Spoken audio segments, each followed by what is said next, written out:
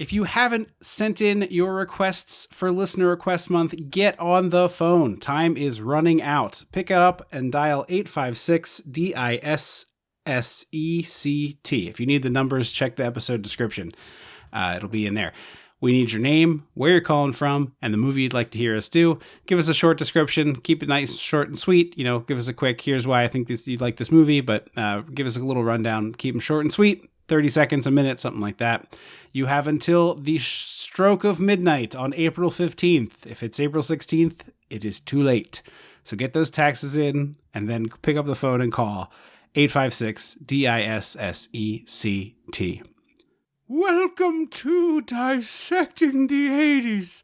I'm Tripp, one half of the mega podcasting powers, and I want to tell you a story about my tag team partner, the Macho Mandrew. I have to say, without a doubt, my least favorite part of this movie. I know. It's a note. Your favorite old lady performance is on there. It really makes me insane. It is one half of this show's favorite month of the year because it is Andrew programs the show in the month of April, which we title APTSITMOA. So tell them what we're doing and why we're here. First up, we're going to watch Edward Scissorhands. And I know normally we don't do a lot of period pieces just because then you kind of lose the flavor of the 80s. But I think a lot of Tim Burton pieces kind of are inherently feel like a period piece, even if they're not.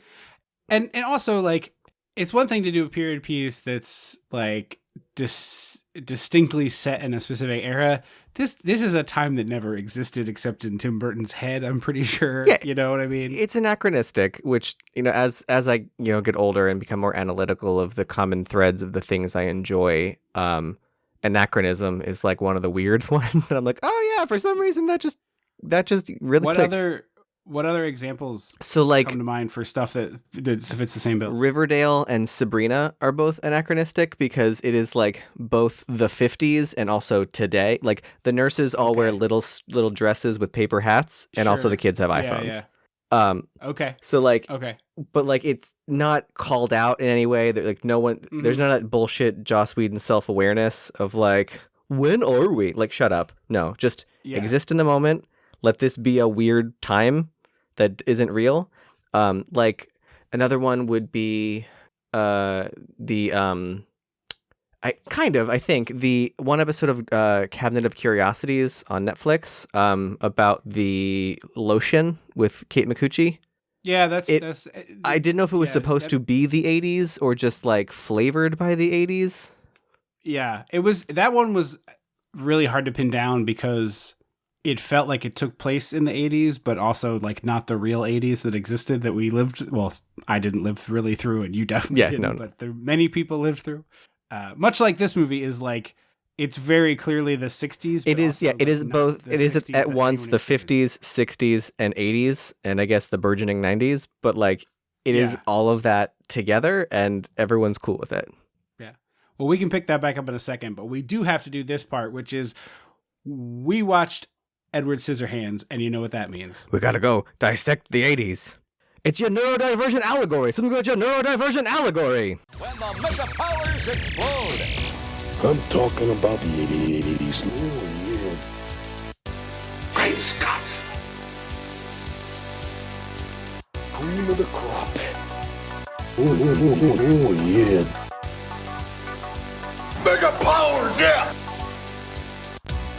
When this baby hits 88 miles per hour, you're gonna see some serious shit. Interesting that's the first one you went to. Fascinating. What? I was enjoying watching this movie. I mean, it was in a different way. It's almost over 30 years old, so like we are ascribing things to it now. I don't know that it was written with that intent, but yeah. Well, you could read Edward as pretty much any othered class of people, right? Yeah. Like Edward could be, you know, a racial minority, a member of the LGBTQ group, you know, like an immigrant person. I mean, obviously, like you'd have to twist and mold these things, of course, but like it I think I hate quoting other people's things, but or stealing other people's points, but I think this is apt. I heard Lin-Manuel Miranda talking about how he thinks Phantom of the Opera is kind of like universally liked because everybody had a sort of weird phase of their life where they were like, "Oh, I'm hideous. Don't look at me, and I don't fit in, and nobody likes me." Did everybody have? I mean, I know I did. I'm not saying that as like I did not, but I feel like I know people that I'm like, you have always looked this pretty, and you've kind of always been this unchallenged. But have they never had the doubt in their minds? You know what I mean? Like Fair. The prettiest, most talented people sometimes doubt themselves. And I think that's what that gets at is like, I think that feeling is more universal. I agree with what you're saying that like, certainly there are people who appear to be unchallenged and have their, very few waves rock their boat, but you never know like what the inner turmoil is of the most beautiful or talented person, So, I think you can define it in different ways, but I think I had never seen Phantom, and a couple years ago during that like time when it was like everything's okay. No, wait, nothing for COVID. Oh wait, everything's okay. Nothing okay. Yeah. So my wife and I went up to and saw it in New York. I just learned that it closed. So R.I.P. to the Phantom show. But it was amazing how that show has that timeless element because it's like, oh, I'm this like hideous freak and no one likes me is sort of the central tone of it. And I feel like he's also a murderer. So like, yeah, it's like he was outcast because of that, but also he does a lot of murdering. So, yeah, take the good, take the bad. I don't think it's supposed to be like, oh, I relate to every part of this. I think it's more like this is a movie about like feeling unwanted, and I think that's something that's universal. And then like, we've said this all the time, is like the best villains are like relatable or right, and or queer coded. Well, okay, yes, usually that too. But like, the best villains are the ones that their plan is correct. Their idea is right, but the way they want to accomplish what they want to accomplish is insane. Correct. Yeah. Anyway, I felt that a lot watching this is like, oh man, like this is so very clearly Burton working some shit out on screen. Yeah. And like, he's even copped to that as much. Yeah. Yeah. And so it's like, I've talked a little bit before about this, like, the Spielberg thing I'm doing. And it's like, I've been really enjoying like digging in to like what you can see on screen from the personality of a filmmaker. And, obviously it's not just one person and yada, yada, yada, yada. But I think Burton is definitely one of those directors where the same themes come up over and over in his movies. And it's like some feelings he never quite processed. Like even Nightmare Before Christmas, which is obviously not fully Tim Burton, in respect to Henry Selick on this podcast. The like central conceit of that is like Jack Skellington is like, oh, I don't belong in the place where I am, and I don't know how to deal with it. Is there more to do to this? Right. Or is there more than this is a great thing, but also like the even simpler side of like, is there just a better spot for me somewhere? Like, is there a place that I fit better than there of like, well, see, I don't think he doesn't, like, he doesn't not fit in. He just is like, is this all there? He's kind of like, he's been at his job for 10 years and he's like, yeah, can I advance? Like, is this where I want to stay? Right. Okay, that's fair. I mean, you're way, way, way, way, way more acquainted with that movie, so I would defer to you on all nuances of it. I have seen it enough that I can talk in large scale terms about it without feeling like I'm bullshitting too much, but I will defer to you as someone who watches it consistently versus me who saw it last when I was 12, probably. But it's just something that he seems to, in the movies that he makes, like sort of wrestle with where he fit in the family structure, and also like his feeling like an outcast is a part of it. And so like even Big Fish, which is like perhaps the most mainstream attempt at filmmaking he did. I guess that's probably not true. I think this is probably this and Big Fish are the two mainstreamy, other than the Disney stuff that's new, but I'm not really counting that. Yeah. I was going to say like the later period with like What We Do in the Shadows and stuff like that. You mean Dark Shadows? More of an attempt. Yeah. Sorry. Gosh. The bad Shadows vampire thing. The bad Shadows. Yeah. But yeah, it's just like, it's interesting to see like, and like, this is perhaps the most like authorial self-insert character. Mm-hmm. Obviously Tim Burton doesn't have scissors for hands, but I imagine a lot of this feels like him to himself. Yeah. Although weird, because according to IMDb, the trivia, he said he thinks the scariest character in the movie is Alan Arkin. And I was like, huh? Did he elaborate? No, he might have in the interview, but that's all it says on IMDb. And I was like, Interesting. the guy who like never did anything bad and like never like, he was not like letting people do mean things to Edward, and he wasn't being mean to Edward. So I was like, Right. I want to know why you think he's the scariest, because my dude, I don't think anyone else that's fascinating. gets that. And as a director, That feels like I've got some dad issues. yeah. Because the only way I could see that from where, I, having just watched this movie sit, is the one scene where he's like really pushing Edward to monetize the art that he's making.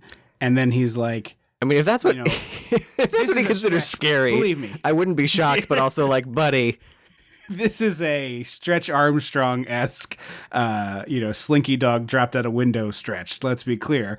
But like, maybe it's that, because like to him, the idea of that is so disgusting. But like, frankly, I think Alan Arkin has one of my favorite lines of the movie where he's like, you should own your own business. That's one of the best things you could do, from what I understand. yeah. But so I'm going to say one more like preamble thing, and then I think we should jump to it. But I'm never going to love Tim Burton. Like it's just never going to happen for me. But this is his good period, as we say.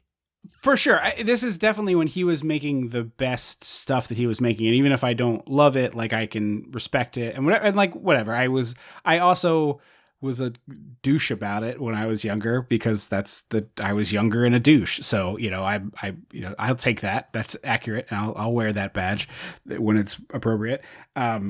This movie has like so much of the design and so much authorial voice that you just don't see as much in movies these days, that it was almost like it almost came all the way around to like, oh man, like this is so very, they don't do this like anymore. One person. Yeah. And like to some degree you can still find these things, and you can find great movies still made now. And, I frankly think we've been in a really good period for movies for the last like 12 months or so, give or take. Like there's been some really great movies that have come out, and really, fun stuff and artsy stuff that's been good. And I've been really happy with broader movie output over the last year. But even with stuff that is from like a Spielberg or a bigger name director, or even like a young director who's working with such a small budget that they get to do these things, this is like, all right, whatever you want to do, we'll just cut the check. And you just don't see that very often anymore. No. This whole set design of the mansion and the weird like cookie machine and all that stuff is just, it's so 100% from the mind of Tim Burton. Obviously, other people are involved, and I'm not trying to take away other people's input, because certainly some of these things were designed by other people and all that stuff. But like, you could take a still frame of almost any moment of this movie and be like, who directed this? And if the person doesn't have Tim Burton in their first three guesses, it's pretty shocking. Yeah, exactly. It's that vibrantly dark or darkly vibrant kind of palette that we talked about whenever we did a Tim Burton before. That's right. What was the other one we did? We did Beetlejuice. Right. Did we do Pee-wee yet? We have not done Pee-wee yet, right, well, but I would like to do Pee-wee. Yeah. Someday we'll do Pee-wee. I think we talked about doing Pee-wee when the Netflix thing was coming out, and then the Netflix thing ended up kind of like coming and going without any fanfare, and so we just were like, oh, well, we didn't miss anything there, but we'll definitely get to Pee-wee. Yeah. Actually, I think Large Marge just had like a real, like, would have been 50 this year. Like, she would have been, or like 75. She like had a, I think we missed what could have been a fun little tie-in. Yeah, that would have been excellent. We start with Old Lady Voice, which this end. We start with the Danny Elfman score. That's true. It's a very good score from him. Yeah, it is. And I'll say this, like, Danny Elfman's another guy who I've made a lot of fun of over the years. But when he doesn't only do the one thing, it's very good. Well, see, to me, it's like John Williams is like garlic powder. You can put him in anything, and it's gonna be pretty good. Danny Elfman's like saffron or like curry powder. Yeah. Like, you can't put him in everything, but when you put him in, damn, it's gonna be good. Yeah, I would agree with that. I think that's very accurate. And he also is one of those people who's like, he makes memorable music that you could hum right now. Like, you know, the Beetlejuice is theme music. That is him, right? I'm not just saying it because it's Burton. Okay. It's like the dun, dun, dun, dun, dun, dun. It's like he makes very, very, very memorable music. So obviously he's good at what he does. But I feel like and John Williams is guilty of this too, of like when you listen to like a couple different movies that he does in the same time period, they have like a sameness sometimes, and you're like, oh, like there's a lot of Star Wars in this one, or what have you. Yeah. So you know, did you know Danny Elfman did the first Spider-Man movie, like the I did, the Sam Raimi one? Because I didn't realize that until I heard it, and I was like, oh wait a minute, this feels right. This feels like a thing. Yeah. Yeah, I think he's a perfect choice for that with the Raimi Spider-Mans anyway, which had a darker tone. And then he did the Multiverse of Madness. They brought him back for that. Yes, I remember that being a thing, and I didn't think it was not as memorable. Some things were, but overall, it wasn't. There wasn't like an impactful moment. Yeah, I mean, nobody working on that movie was trying their hardest. I think Elizabeth Olsen was trying pretty hard, and I think she was. Yeah, she's better on the TV show. Well, yeah, I watched the whole thing. Well, I'm saying she wasn't trying her hardest. If the TV show represents her hardest, she's not trying her hardest. In any case, it does indeed start with a lot of very cool props and set pieces and the Danny Elfman score. And then we get it's this and Back to the Future are the two worst culprits of like, you just don't need to do an affect to be old. You need a little bit. Don't. You need something. You just need to bring the power down 10%. You just need to be a little softer. That's all. That's all that happens when you get old. Our grandfather just died. He was 93. His voice didn't sound that significantly different. It was just not as powerful anymore. I guess.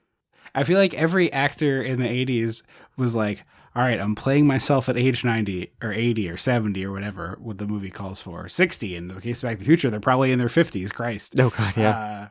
Right? Because it's 2015, so it's 30 years later, so she's like 50. And at most. Marty, come down to dinner. And it's just like, what are we doing?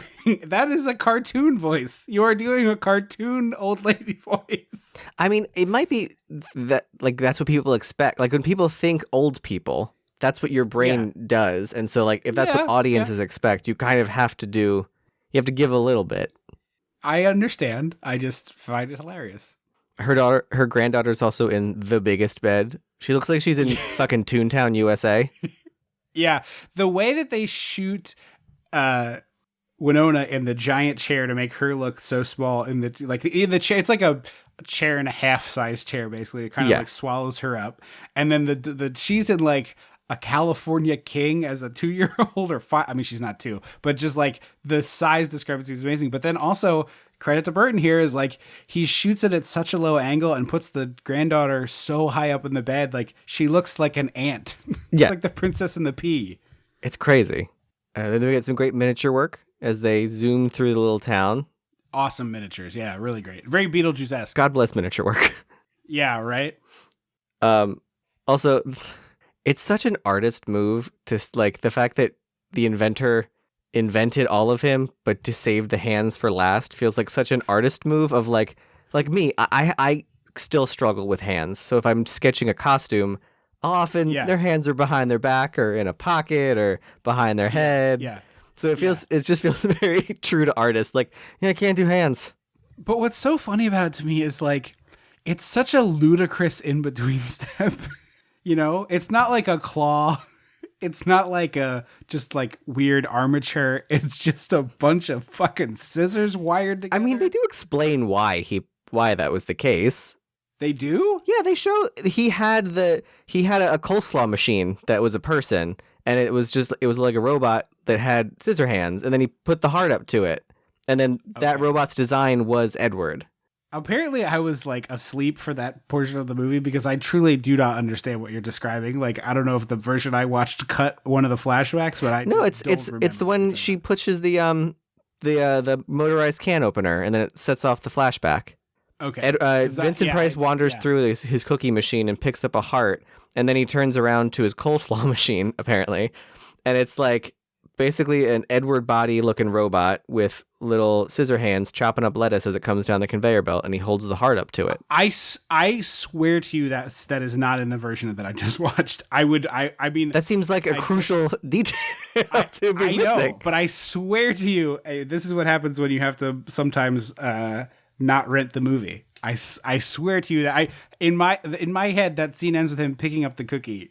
And then what, eating it? Just like, I'm an old man and I want a cookie? It was just, he like picked up the cookie and smiled at it. I mean, I must have been taking a note. Whatever. I do not remember that at all. That's very funny. Like, I know what you're describing. I just don't remember that part. Also, this movie like just disappeared off stuff because I watched it maybe a month ago and it was on either Hulu or Disney Plus, and I was like, oh yeah, because they own a lot of Tim Burton stuff from Touchstone. Yeah. Cool, I'll check. And immediately it was like, I was like, no, it's not here anymore. I don't know how to watch it. So... You don't own this? I do, but my laptop doesn't have a disk drive. Oh, no disk drive, yeah. I was going to say, you not owning this is genuinely shocking to me. So we start like rolling through the town. We meet some of the gossip brigade of this town, all of the bored housewives who all have Diane Wiest just like killing it. Fucking Wiest is very good in this movie. Also, one of my favorite jokes. Yep. In Brooklyn Nine-Nine is the cold open that ends with Charles going, "I have a Wiest infection," and then it's a good 2 minutes of silence, and then it's not quite 2 minutes, but it goes on forever, and you're like, "Oh, is something wrong?" You're like about to grab the remote, and then it does the opening. Very good. So the one that I find most enjoyable of this, I can't remember the character's name, but she's like the sexpot neighbor, the sort of Blanche Devereaux Joyce group, as you would. Yeah. Who's married, right? That's like, the weird. Okay, married. so I'd like just learned this on like my last rewatch because as a kid, I assumed that she wasn't. I didn't get it obviously because I was a child. Yeah. But like my brain was like, she doesn't have a husband. Like I know that much. And my brain for the longest time took the like plumber who's at her house fixing her dishwasher and put his face at the barbecue later. Oh, it's not the same guy. It's her husband at the barbecue. No. Yeah, but I fully for the like literally until maybe a few months ago was like, oh wait, she has a husband? She's married? Yeah. It's very like she is very sexually. She should have been single. She should have been the only single woman in the neighborhood. Right. Or like maybe like you could make it seem like, oh, is she a Black Widow? Like that would be kind of fun. Oh yeah, there you go. But she's hitting on this repairman, and it's the like classic like porno fantasy of like, oh, the repairman and the hot woman at the thing, and she's like really coming on to this guy. And I really like what this actor's doing. You know, the classic no small parts thing. It's like he has no interest in this and is really annoyed by the fact that she's like so aggressively hitting on him. And he's like, lady, I just want to do my fucking job and go home. Like, I don't want to. I'm sure that you sabotaged this somehow, but like, I can flick this switch and be done. Yeah. I just don't want to be here anymore. I got to do 12 calls today. I don't have time to have sex with you, even if I wanted to. I'm not going to do that. She's also got fucking claws. Yes, yeah. The drumming on the windowsill here in a minute. They're like an inch long, pink curved acrylics. Yeah. So she visits her. She visits Conchata Farrell, who's like, I don't buy anything from you, pig. Yeah. And, like Conchata Farrell, who you would know from 2.5 Men if you don't remember her from this. Yeah, and also Krampus. That's right. Yeah, she's very good in Krampus. Very, Diane Wiest very beaten down. No one in town wants to buy the Avon. She's the Avon lady. We did not say that. Yeah, sorry. Oh, did I not say Avon calling? I have that as a note. I'm not sure if we did. So I just was making sure. She always reminds me of our mom. Wiest? Yeah. In this movie. Actually, not every Wiest. This movie always reminds me of our mom. Mom would want to adopt the weird freak alone in the attic of the thing. She basically, that's very on brand. She's very close to adopting all the wayward gay cast members who don't have interaction with their biological families. Like, it's very close to happening. So, like, I get it. I see it. Yeah. So I love she's driving, she's getting rejected a whole bunch. She looks to the side mirror that shows behind the vehicle, and she sees the castle weird place where previously Vincent Price and now just Edward Scissorhands live. And she does this like, and then we spin around to it, and it's just a cul-de-sac, and the middle house, the keystone spot of the cul-de-sac, is the driveway to this decrepit mansion. And it's just the logistics of that are stupid. There's a classic trope, right, of like a million houses. And this is kind of like what makes Halloween so great, is like the creepy house is like 10 to 20% different than the other houses on the block. Mm-hmm. But there is a trope, in especially kids stuff, where the creepy house is like the Addams Family house, and it's adjacent to 5 houses that are pink and blue and green pastels. Yeah, which I have always enjoyed. And this is the like apex of that. This is the knob. We go way past 11 all the way around again. We do 2 cycles on the knob. Yeah, it's like it's essentially up on the spiral hill from Nightmare Before Christmas. Yes, it is 100%. Yeah. It's also interesting that like there's never a discussion of like, oh, no one that's the haunted mansion on the hill. Yeah, it's just like exactly. No one talks about it. But like, how could you not talk about this thing? Right. It's like the literal black sheep. It's the black house of the neighborhood that everyone's just like, oh, we can't talk about those people. And like, where is the yuppie trying to turn it into condos? Right, exactly. Or mixed use residential retail.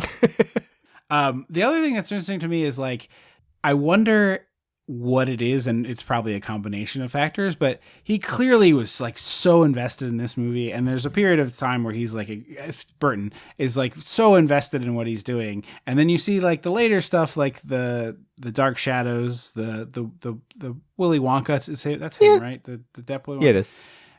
And then certainly this Disney period where it's like, is he just over it? Is he checked out? Like, what is it like? Is it just like, I want the paycheck and not the work? It's just fascinating to me to watch. It's not surprising to me that any director like eventually kind of checks out and just kind of takes the money. Is just there. Right. But when it's someone who is like so aggressive, like you so clearly understand that he is involved with this deeply from the root stage all the way up to the tree of the final movie, that it's like, like when did you just I don't give a shit anymore. So I have a weird like headcanon for this. Okay. Because he worked for Disney as an animator.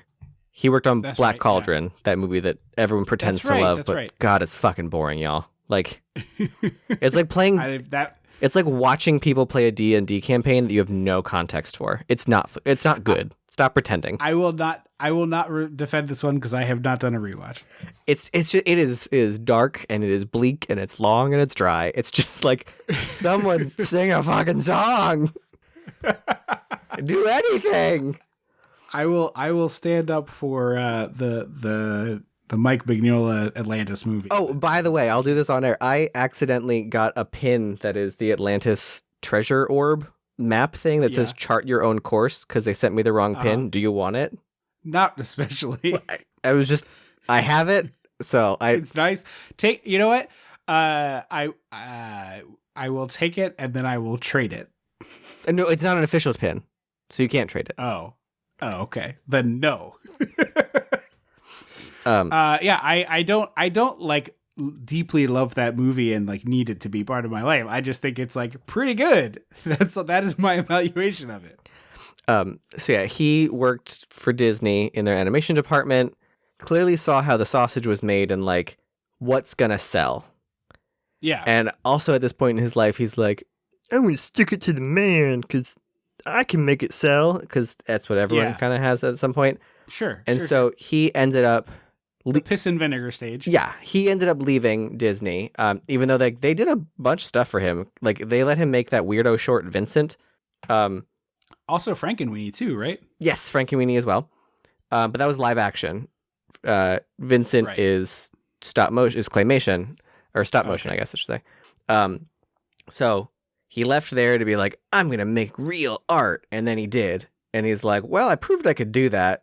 I think I might just go make some money. Like I did the thing. Sure. Yeah. And I know that I can come back here because now that I've proved I can make money, they will want me back, and I can just kind of coast and make money. That's my own headcanon.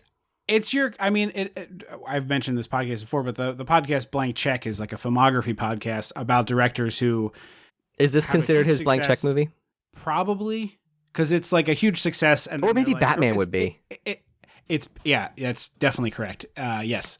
So this is the result. This is the blank check movie, because it is the movie that he got a blank check to do, because he had done a year before. He makes Batman. It makes $1 billion. Not literally, back then that was impossible, but it makes a huge amount of money. All the merchandise, they're going to make a sequel down the line. It's like, okay, you did that. Here's a blank check. Make whatever you want. And he's like, okay, I got this movie about a weird guy with scissor hands who lives in an attic.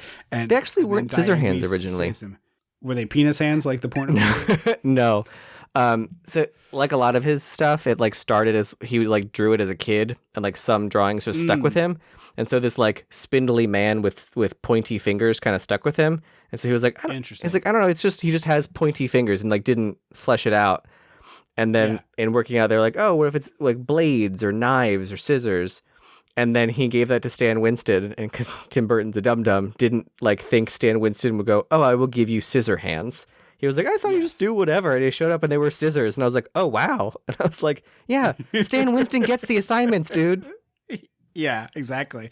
I was truly stunned later with the claymation, or I guess it's more stop motion because they're not whatever. The stop motion stuff with the cookie machine. I was like, oh man, this is 100%. It's not necessarily stop motion. Tippett. Are they? Whatever. I think they're real. I think it's actual like moving things. I don't think it's stop motion. Okay. But in any case, I was like, oh, this is 100% Phil Tippett. And then I looked, and it's not. It just happens to look a lot like Phil Tippett. Yeah, it's Bo Welch is the production designer, who is Catherine O'Hara's husband, and did a lot of Tim Burton stuff. Oh, okay. Is he also Beetlejuice then, I'm guessing? Yeah. I think they met on Beetlejuice, actually. I was just going to say, is that like the origin story of that relationship? Yeah, I think Beetlejuice is 88, right? Yeah, or 87. One of two. I think Beetlejuice is 88 and Batman's 89, and then this is 1990, which is a pretty impressive run for anybody. A stacked 3 years, buddy. Yeah. But yeah, the Beetlejuice is probably the like door opener. The Batman is the movie that creates the blank check, and this is the first of the blank check movies. Was Pee-wee before this? Was before Beetlejuice? I think Pee-wee might be 87. Okay. It's in that same time frame. Yeah. Yeah, or 86. It's definitely in the same time. But anyway, early Tim Burton had a hell of a run. He was very successful. Yeah, I basically until Batman Returns is my like I will die on this hill that anything before that is good that he made. Anything after that, I'm like, let's talk about it. Yeah, is it Mars Attacks? Because that's pretty good. But is it fucking Dumbo? Because fine.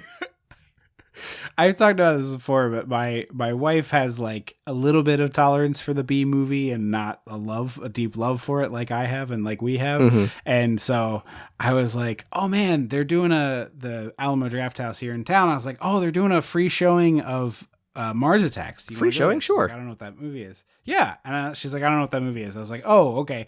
It's like Tremors. It's like a B movie. And I show her the trailer for Mars Attacks. And she's like, yeah, I don't want to watch that. See, I feel like Mars Attacks, by virtue of the budget, like I know they wanted it to be B, but like it just doesn't feel like a B movie. Oh, interesting. I get what's intended there enough that it works for me, but it's not a great movie. When you have so many stars in that movie, I'm like, okay, it's not a B movie, guys. Yeah, I guess that's fair. Anyway, progressing forward here, Diane Wiest makes her way up to the house. She finds these incredible garden sculptures. Topiaries. There's a topiary. Thank you. And there's a giant hand one in the middle, which is cool. Like the camera doesn't like linger. It's there, but it doesn't get the whole like attention like all the others do. Yeah, that one's really fantastic. But so we got this sort of, and it's sort of a beckoning hand without being like ominous. You know what I mean? Yeah, it's like, sort of like open, welcome, kind of pointing to the house without being creepy. Yeah, yeah. It's the like it's welcome, not welcome inside. Yeah, come on in. You know what I mean? Yeah. So she's wandering up, and then this shot is crazy, and it must have just been a sort of trick of the lighting because it's very clearly really a set because we see it a bunch of times, but it's the stairs up to the attic, and the attic has this like gaping hole in it. Despite that, this is where Edward's little nest is, and it looks like Diane Wiest is walking along a matte painting. I mean, some of it could be.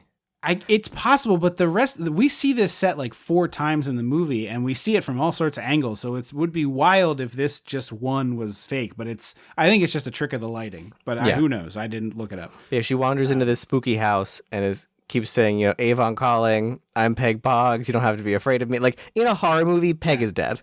Oh, in a horror movie, sure. Peg's murdered. She's the cold open kill. Yes. In this episode of Supernatural, she's dead in the first 2 minutes. She dies, and then it goes like whoosh, whoosh, whoosh, Supernatural flicker, flicker, Supernatural comes on screen. Yeah. So she sees a shape in the corner, and she's like, "Oh, hi! I'm sorry to disturb you." She's like looks into his little. He sleeps in the fireplace. It's a giant Tim Burton fireplace. Yeah.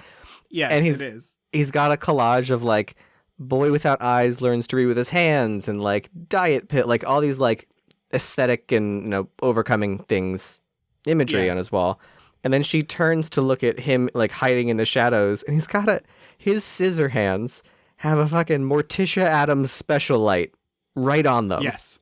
So they're just like glinting and gleaming in this like spooky shadow with one beam of light. He also sort of draws himself up to his full height in a thing that's very reminiscent of some of the times you see the Alien in the original Alien, where it's just like, oh yeah, because he's kind of crouched in the corner.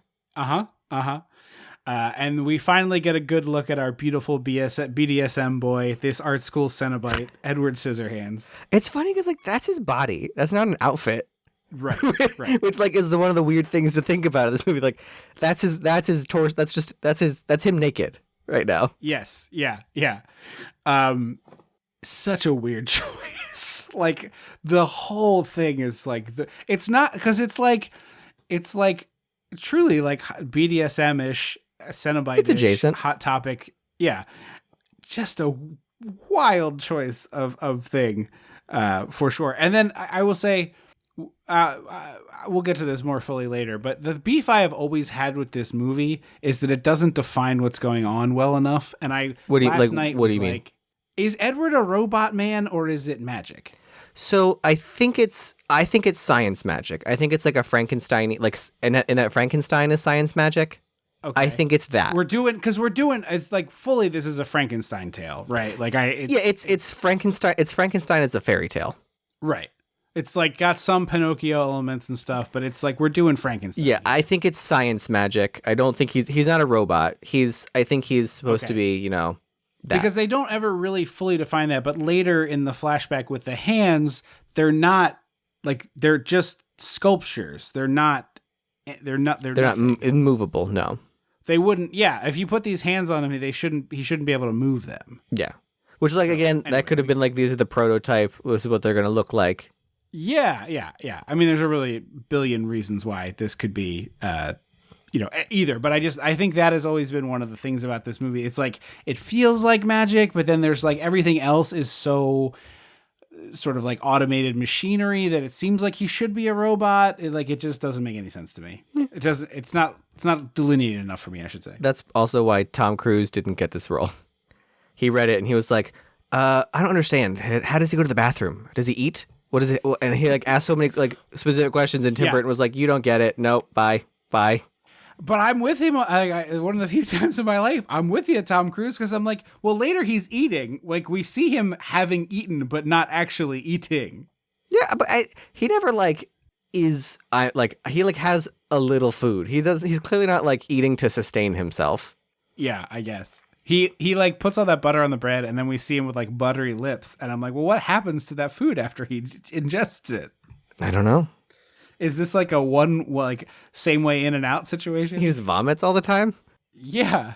It's like the director's cut of this movie is they were like, Tim, I love the picture. Here's the thing, way too much puking. Can we cut down the puking by 100%? You can't sell it in Peoria with the puking. So is there also like a shot of the corner of the room filled with rat carcasses that he's been eating? Like, yes, exactly that. Yes. He's like he's scarfing down, and they're like, and then later there's a scene where like it sort of insinuates that the dog grooming grew out of like his ability to butcher animals that he eats.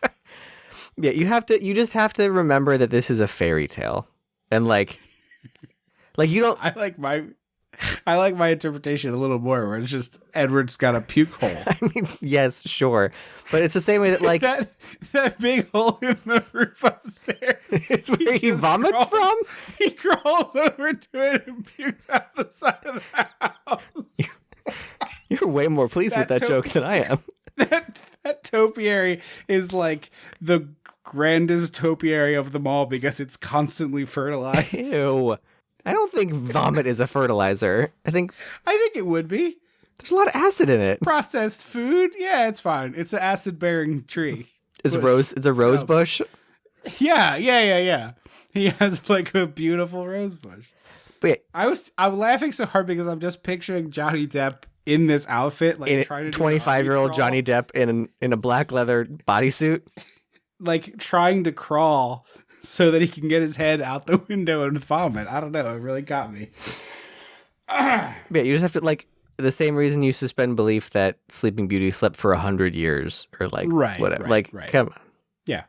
It's fine. It's fine. My two beefs with this movie are, one, old lady voice, get out of here with that, and two, it's just a little bit too long for me. This is like 8 minutes too much. I agree, because it's an hour 40 before the credits roll, and like you could trim.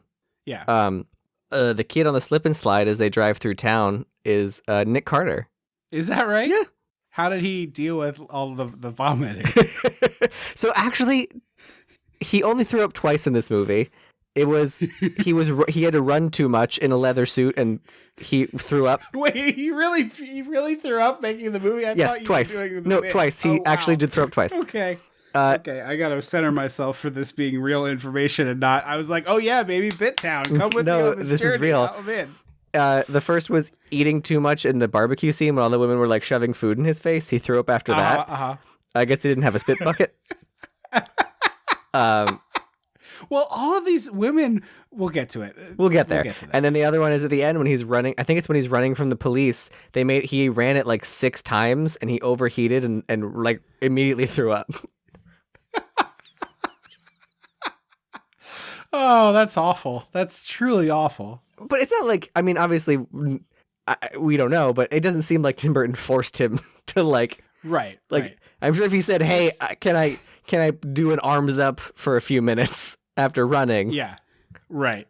It's just one of those things where it's like some movies you watch and you're like, oh, that was fucking torture to make. Some movies you've already heard this when you watch it and you're like, oh, I see why that was torture. And some movies where it just sneaks up on you. We're like, oh, it was actually pretty torturous. Because this is a real stay tuned. I just watched the movie Hard Rain, which is Christian Slater, Morgan Freeman, and our favorite Randy Quaid as the sheriff. Oh. Yeah, and it's a heist movie that takes place during a crazy rainstorm. Christian Slater and his partner Ed Asner are the guys that drive like a Brinks truck. Okay. The money truck, and the town gets flooded, and they're going to rob them because of it. Like they know of it, and so Morgan Freeman leads a gang of robbers to steal for the money from Ed Asner and Christian Slater, and then all hell breaks loose. But it is like deliciously dumb. But the whole movie is actors wading through like chest deep. Yeah, that's water. awful. No, thank you. Yeah, chest deep, waist deep, whatever. And I was just like, man, this sucked. Like, you can't keep this much water warm. It's a crazy amount of money. So they were just always miserably cold. Like, this sucked. This was awful. And it's not like, at least with Titanic, you're like, well, it made $1 billion trillion. Right. Sure. Like, right. Don't torture people. Like, there's nothing. It's not worth it. But like, you can be like, sure, whatever. Some nothing movie that no one's ever heard of. Right. This aired on TNT a few times. Is like the upper limit. The only thing I could think is like a lot of their outfits. Maybe they could have at least had like the bottom half of a wetsuit on. Oh, that's true. Like like up to their like under their clothes, but not the arms. But like unbelievably miserable. So like that movie, you're like, oh man, this sucked. But this movie, I would not have expected Edward Scissorhands to make Johnny Depp throw up multiple times. Just twice. That's multiple times. I know, but it's not too bad. And then all the times we described of like the rats. Yes. So Peg take. How do you think the cookie batter gets made? Edward like eats the cookie. And then the fully impossible fucking cookie batter machine. Yeah. Yeah. We'll get there because I have words about. You've never been in a kitchen, Tim Burton. Clearly not. So yeah, Peg takes him home, and all the nosy neighborhood women catch sight of him in the car and do the telephone hour to all show up outside of Peg's house to the gossip brigade at work. Mm-hmm. Also, I did have this other thing. He speaks for the first time in this, and he's doing this like weird child voice. I know that everybody clowned on him for his Willy Wonka just basically being Michael Jackson, but it's also kind of just this. Yeah, it's similar. But the other thing I was thinking of, like, it's no wonder this dude is messed up. Like, he's basically been playing Peter Pans for his entire career. Like, even this. Oh, Johnny Depp himself. I thought you meant the character. Got it. Okay. Yeah. Like, Johnny Depp, like, Jack Sparrow has a lot in common with this character, you know? Sure. Like, never grew up weirdo. Like that's sort of the basic tenet of both of those. Implied to be immortal, so. Both are. One of them is implied to be immortal, and one of them actually is. We see it in the movies. No, he gets brought back from the dead. He's not immortal. He did die. They had to go get him. Okay, that's pretty hair splitting, but okay. No, immortal is like I don't know that Edward Scissorhands can die. Right, he can't. But Jack Sparrow did die. They went to the world of the dead and got him back. But I wouldn't say that makes you immortal. He also did the thing with the magic coin that kept him alive for 2 movies or 1 movie. That was just 1 movie. That was the first movie. Okay. In any case, he's been playing these like Peter Pans his whole career. It's like, it's no wonder this guy is fucked up. Like, I'm not condoning his behavior. I'm just saying it's not surprising that he is fucked up. Yeah. Although he won that case. The Gossip Gang. Yes, he still acted like an asshole. Yeah. I don't want to litigate Johnny Depp's behavior. I'm not interested in doing that. That whole thing seems like awful, and also certainly should not have been as public as it was. That felt like so exploitative. The two of them being in that situation was just like, I'm not defending either of them because they both acted poorly, and I don't really have a strong opinion on this, but like, holy hell, did that not need to be such a public spectacle? I watched a lot of it. And I like don't particularly care. Like Johnny Depp's fine. To me now, he's not a selling point of like, oh, I have to go see that movie. Johnny Depp's in it. Right. I mean, he hasn't been for a long time for most people. No, but like for some reason, I was like, I'm fascinated. Also, it was just his legal team was very like compelling to watch. So I was like, I'll watch. I want to see more of this. Okay. Sorry, I cut you off. We're doing the Gossip Gang. All the ladies are playing telephone, trying to figure out what's going on. She's got a man in the car. She introduces him, through pictures to the family. Gives him some clothes to put on, and we get some waterbed shenanigans. The first waterbed is very funny, and I love that somehow he puts the stuffed animal over it, and the problem is solved. Well, for him, yeah. But it's never like he's later sleeping in that bed. Oh, you're right. I guess I never thought about that. Because like Winona comes in a few scenes, and like he's in her bed and she freaks out and he pops the thing really badly, and then it makes a big mess. But he put a hole in it already. It's like he should have gotten in there and it should have gone like a Freddy Krueger-esque explosion of water. Didn't our neighbor across the street have a waterbed? Yes. I'm like vaguely remembering. I don't remember which. Yes. Also, we rented a place. I rented a place out in West Virginia with some friends. We did like a weekend away with a group of people around a couple of years ago in the fall.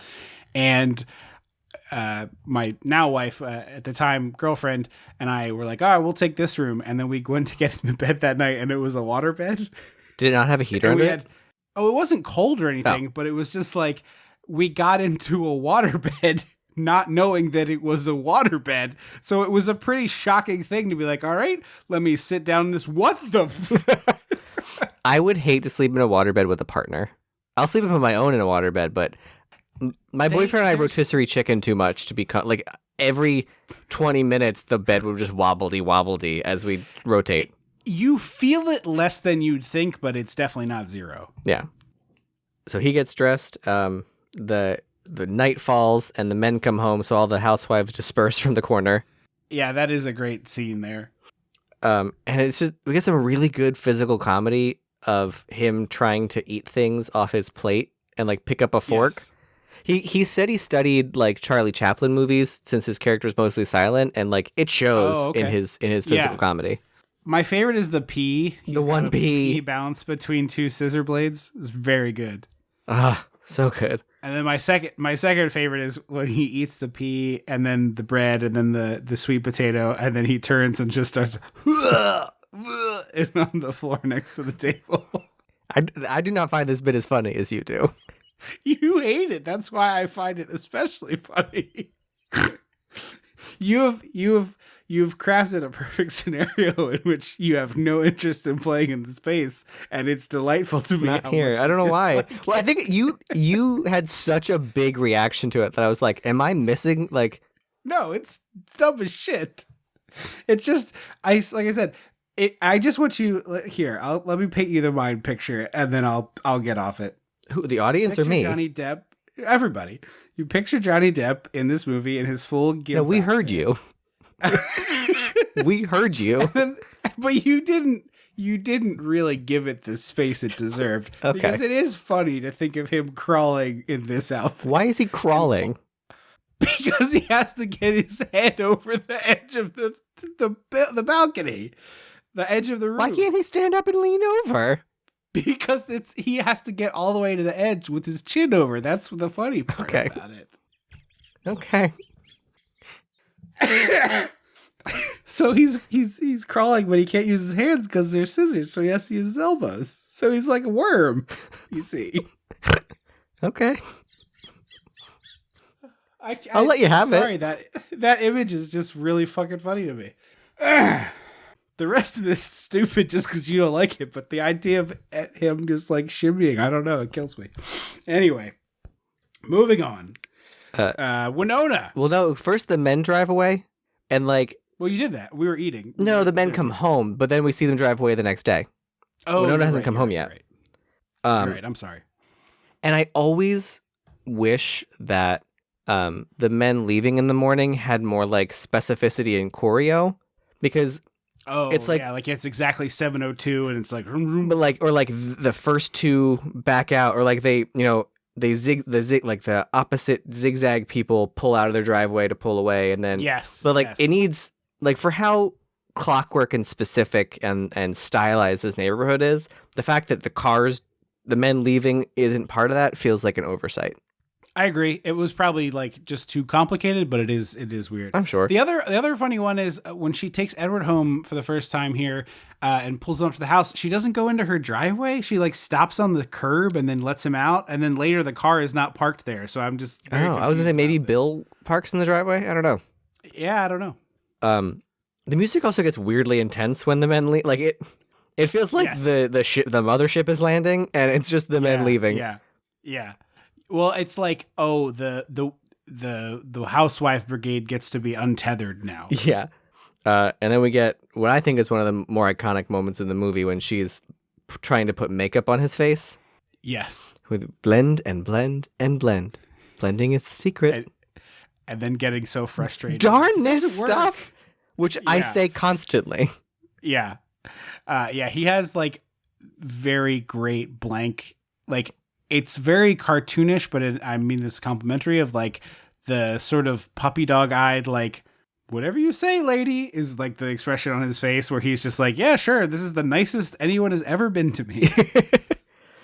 I've existed with no human contact for a long time, and when I had human contact, he was average at best. Hey, Vincent, do not besmirch Vincent Price. He was a great entertainer. We don't see like a real loving relationship between I think there was. I think he felt very strongly for him. Maybe. He's like reading an etiquette book. Yeah, so he can be a part of society. I know, it's boring. Well, you got to do the boring shit. You got to go to school. He doesn't send him to school. Because, was he going to send a torso with no arms to school? I mean, they have classes for people who need special adaptations. Certainly they could have done that. So your 25-year-old magic like goblin. That's not my fault they made him 25 to start. Maybe he should have made him little. Although I don't think he looks that old. I know Johnny Depp was 25 when he filmed it, but I don't think he looks that old. He's definitely supposed to be playing a teenager. Yeah. Like he and Winona are the same age. Yeah, well, which is funny because apparently Tom Hanks was considered for this role, and I'm like, that is too old. That is insane. Yeah, that's an insane. Although Big is only 2 years beforehand. He was playing like a 30-year-old in Big, wasn't he? We went real deep on this in that movie, and I don't remember. I thought he was supposed to be like 25. I don't know. Maybe I was just thinking of 13 going on 30. That could definitely be it. This was also going to be Jack and my boyfriend and I almost did this as a Halloween costume of this specific scene with the purple face and the darn this stuff. We didn't end up because I couldn't find the outfit at the thrift store. I came close. That's a good idea, though. Yeah. And then Edward finally does topiaries for the Boggs family, and I really like the sound editing. Like once he's done making the T-Rex, because Alan Arkin's been listening to a ball game on the radio, and like I think someone just hit a home run or something. Like as he's finishing up, so over the radio, there's just like. It's like so it feels like it's for Edward in a way. It's a super clear edit. It's a super clever edit, not clear. Yeah. I like this this sequence a lot, and it also seems like maybe this is more of Tim Burton's secret villain thing. It seems to me like he knows Edward is doing this work, so he's like half-assing it. So he eventually he can be like, Edward, you do this one too. Oh, Alan Arkin, you mean? Yeah. He's like gonna Tom Sawyer him. Oh God. The neighborhood ladies filled the whole answering machine tape. Yes. Diane Weiss being so bemused by this is a really great performance by her. We get the crazy religious lady Esmeralda stopping by. Yes. She plays such a significant part here, and you think she's going to, I know she's like the catalyst later in the movie. She's there, but it's shocking how little she's part of the ending despite being the catalyst. Like have you seen The Mist? Yeah. Oh, she's kind of a Carmody. Yeah, I thought she was going to be like that, where she's like leading a band of like in a different movie, perhaps a better movie, perhaps not. Your opinions may vary. Like she would slowly turn people against Edward and have an ever growing circle of people. Like she's the villagers with the pitchforks and the torches, and it's like she should get one person, then two, then three. You know what I mean? See, I kind of prefer it the way it is. That like as soon as they can't get something out of him. It's sort of they're like true. Over it, and like it's you're worthless to us. Yeah. Like once Joyce realizes she can't, go to Bone Town, which is very creepy. How much she wants to go to Bone Town with a man who like doesn't speak, and when he does, seems like a child or someone with like severe developmental disability. Yeah. So yeah, she shows up, and then the neighborhood ladies show up at the front door to say, "Oh, you're having a barbecue to show off your guest, right?" Which, like, I'll be honest, it feels like something our mom would get coerced into doing. Yes, for sure. When you said this character reminds you of Mom, I was like, oh, certainly in the barbecue scene. Yeah. That they're just like, 5? We'll be over at 5 for the barbecue today? And she's just like, Bill? So wait, is Winona back by the time we get to the barbecue? No, because they're in the mountains. It's after the barbecue that Winona comes home. I have Winona like way before this. Yeah. Oh, it's probably just the picture she shows. Yeah, she shows him Winona. Okay. This is where the can opener triggers the memory of the cookie machine. Yeah, they're prepping for the barbecue, and he's like chopping all of the cabbage or lettuce up. She's making deviled eggs because you can't have a barbecue without deviled egg. Again, our mom can't have a party without deviled eggs. I don't know. That's like a pretty much Easter exclusive. She loves a deviled egg. I do too, but she doesn't make them all the time. She says it's too much work. Oh yeah.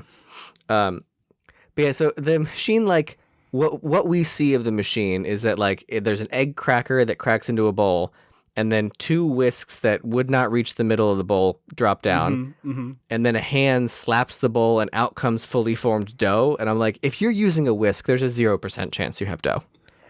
Yeah. If you're using a fine whisk like that, you aren't using a dough. You have a batter, which is fine. Yeah. It would be a dough hook. That went into the bowl. You would need a machine to go in and spread the like tongs apart to pull out the dough that got stuck in the middle. It would be a huge pain in the ass. Yeah. Also, clearly Vincent Price is an evil inventor because he invented the conveyor belt oven, which is why Pizza Hut sucks now. So, is that a thing? The conveyor belt oven is what all the fast food joints use, which is like they put raw dough in one side and it slowly goes through and like cooks on its way, and then it just drops out on the other side, as opposed to like the old school pizza place where like you pull the thing down, you put the pizza in. Why is it different? Why is it what makes the difference? It's just not as good. I don't know why it's not as good. I was hoping for a why. I think you probably get less artisanship from a machine that does most of this work, as opposed to like, you have a home oven, right? Mm-hmm. There's better spots of it and worse spots of it. It's like you can kind of move things around in there and you kind of get used to like how it works. Grill is probably a better analog for a home cook, where it's like, I have a grill and I can put it on high, but even when I have it on high, like I know that this side is a little bit hotter than that side, and I'll like move things around to get them in the hot spot to crisp them up, and then move them over here to finish cooking. And you learn these little things. And if you go to like a good pizza parlor, like you can see the guy or woman like reach in there with the paddle, scooch the pizza around, make sure they get this spot and that spot. You know what I mean? Okay. And there's just like a little bit less. And also, they don't have the parlor anymore because it's all the conveyor belt stuff. So. Yeah. Well, I have so my boyfriend has a very strong like memory connection to Pizza Hut. Sure. And I just like don't. Like I know there was one. Huh. I do. That's weird. There was one by that like garden shop, right? Yep. Mm-hmm. Where the Kohl's is now. Oh, that's where the Kohl's is. Yeah. But like the only strong memory I have is like the Casper hand puppets and the Land Before Time hand puppets. I do remember those. But like I don't like there's no like eating here, like the red cup thing. Interesting. I've very much enjoyed, and you probably don't have this up there in the Philadelphia area because you have better pizza, but a Detroit style has sort of become like a little bit trendy, and I had it in what Denver. Does it mean? And I keep seeing that. So it's you're not going to have this sense memory, but like it's a sort of thicker crust, and it's made in a pan with edges, like high edges. So effectively, as the pizza cooks and the oil comes out of the cheese a little bit, it like gets all over the edges of the crust, and then like isn't that what deep dish is? No, so deep dish is like casserole, where the dough is like covered with sauce. It doesn't have this what it's like pan pizza versus deep dish. Like deep dish is like 2 or 3 inches. The pan is like 2.5, 3 inches thick, and you like squish the dough into it, and then it has layers of sauce and cheese and toppings and stuff. And then when it comes out, it kind of like a cross section. It kind of looks like lasagna. Gotcha. Whereas this is like a fairly thick crust with cheese and toppings on top of it, kind of like a tomato pie from like that sort of thing. But the pans are smaller, and the oil kind of seeps over the top, and so it kind of gets like fried. Like the top edge of the crust is like sort of fried from the oil from the cheese.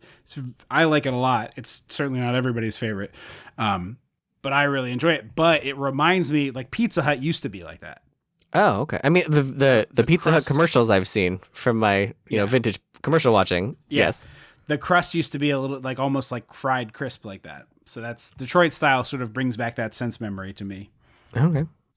We get a whole bunch of schmucks making fun of Edward at this barbecue. It really sucks. Yeah. I mean, totally to be expected, but they're like, you can come over and play cards with us. Would you like that? And he's like, oh yeah. Like his face is all like, that sounds great. And they're like, you just can't cut the cards. Ha ha ha ha. And it's like, oh, cool. The racist thing said to the person who's affected by it. Great. Yeah.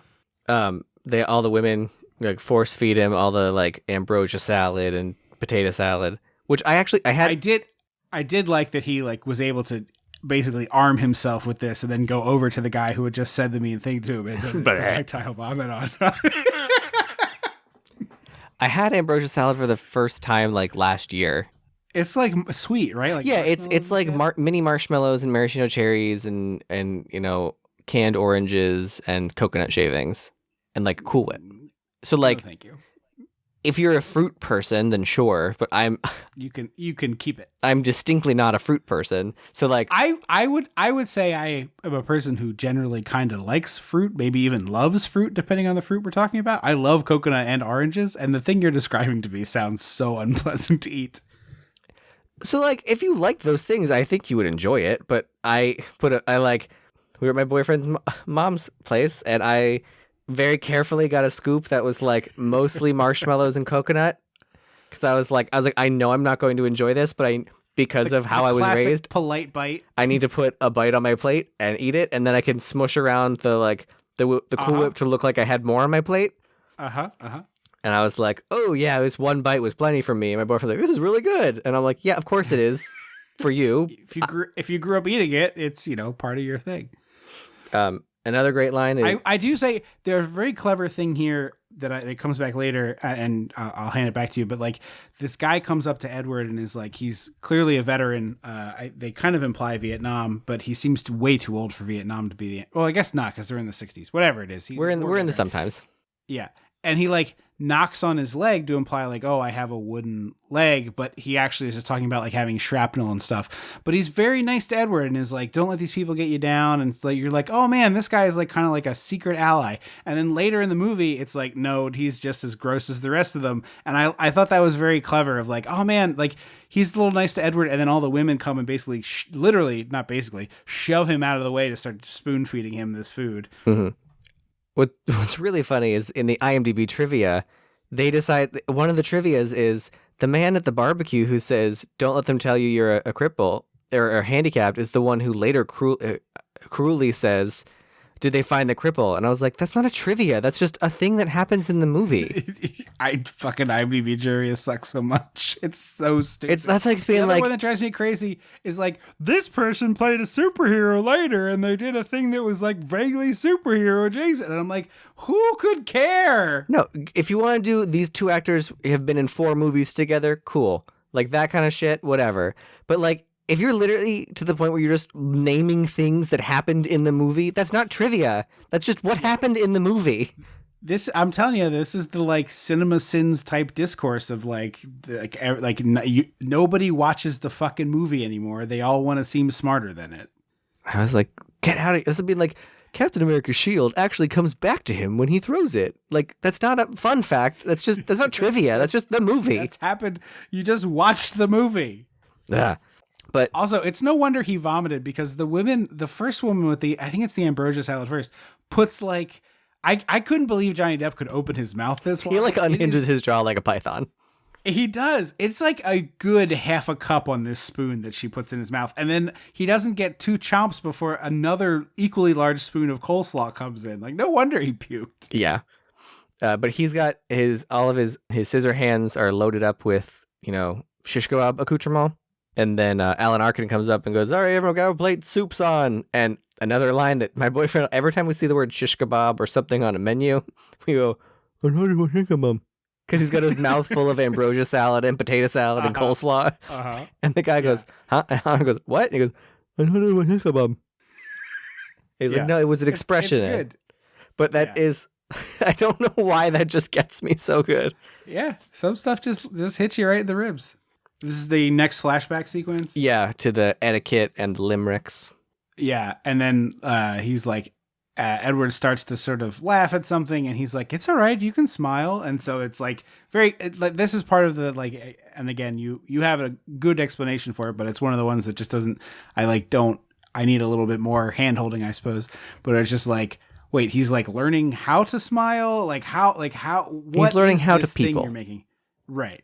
And this is where Kim comes home from the mountains. She had an unchaperoned mountain trip with her friends, which is like crazy. Yes. And this is where Edward is asleep in her bed. Well, we get introduced to Anthony Michael Hall, who's her boyfriend, who's playing against type. Movie. Yeah, that's true.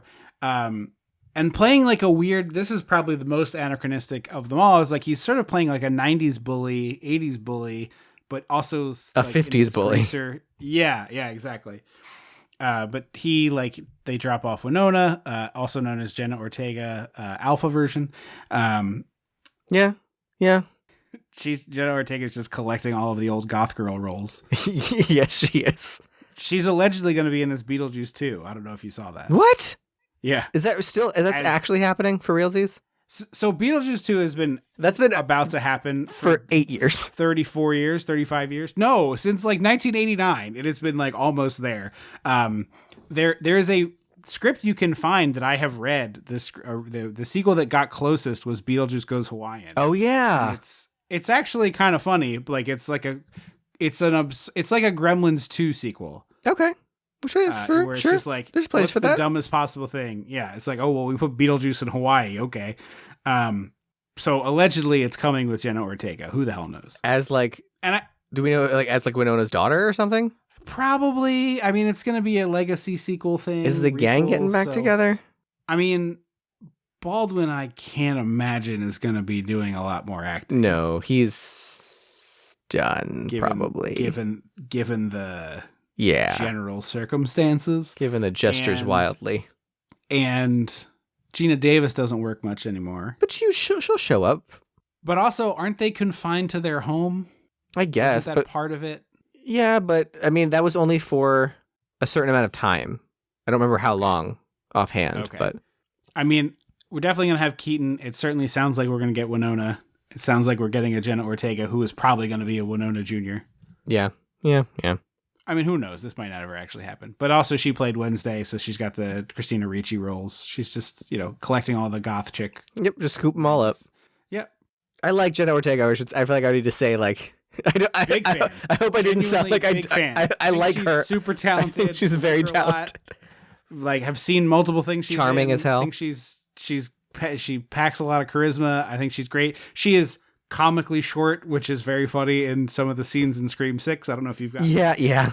With the woman, Melissa something. Is Melissa the character or the actor? For her sister? That up. Yeah.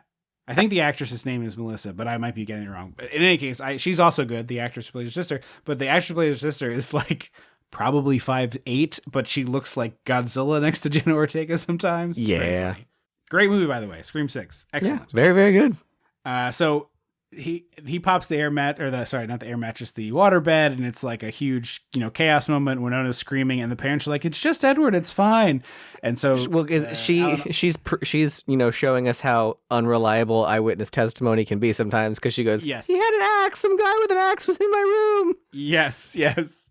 But this leads to Diane Wiest taking Winona aside, and Alan Arkin taking Eddie Scissorhands aside, and he's like, pours him a tumbler of whiskey. It's not a big pour, we'll say.